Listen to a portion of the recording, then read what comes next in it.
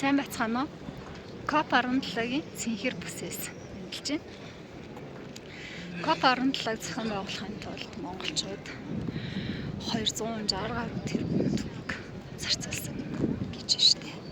Тэгээд энэ их мөнгийг ингээд зарцуулаад ийм том талбайд ийм олон орны хүмүүсийг үрж залгаад яг яах гээд байгаа юм бэ? Монголчуудад ямар ашигтай юм бэ гэж байр суурь илэрхийлж байгаа хүмүүс цөөнгүй байна. Энд нийтдээ 30 ширхэг хөлбөмбөгийн талбайтай тэнцвүүц тийм том талбай дээр 12 том объект яг нэгдсэн үндэсний байгууллагын стандартад нийцүүлсэн объектуудыг барьж байгуулсан байна.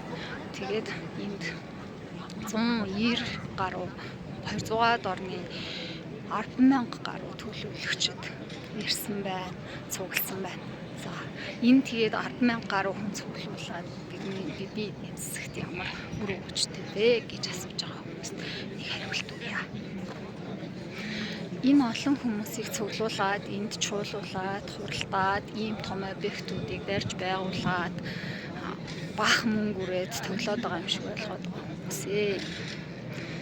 Монголд энэ ямар өгчтэй вэ гэвэл COP17 анх удаа дэлхийн анхаарлыг нүүдлийн бэлчээрийн мал аж ахуй, бэлчээрийн газрын доройтол гэсэн сэдвт анхаарлыг хандуулж байгаа.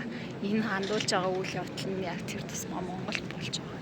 Өөр Монголын бэлчээрийн мал аж ахуйтай энэ уламжлалт аж ахуйгаа сэргээж хөгжүүлэх тэгээд газрынхаа бэлчээрийнхаа Монгол улсын бэлчээрийн 76 орчим доройтсон гэсэн тоо баримт байгаа юм тий. Тэгэхээр энэ бэлчээрээ сэргээн буцааж сэргээж авах тэр үжиг өхнө маа гэж би бол харж байна. Яг гэвэл газрын тэр одоо бэлчээр хөрс доройтолд оруулсан $1 тутам буцаад эдийн засагт өгөөж өгөхдөө 6-7 доллар болж өсдөг гэсэн баримт байна.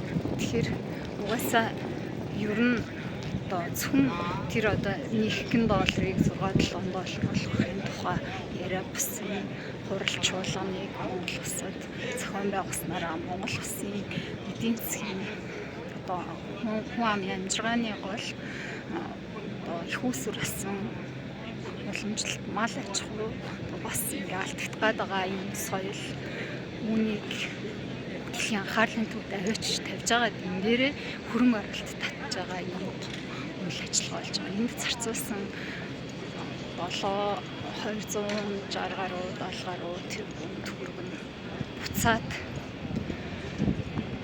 бараг 20 дахин хүчилж орж ирэх тийм боломжтой санхүүжилт шийдэгдэхээр дэлхийн том банкуд, санхүүгийн байгууллагууд анхаарал хандуулж эхэлчихсэн байна шүү дээ. Энэ бодтой өгөөж биш гэж байна.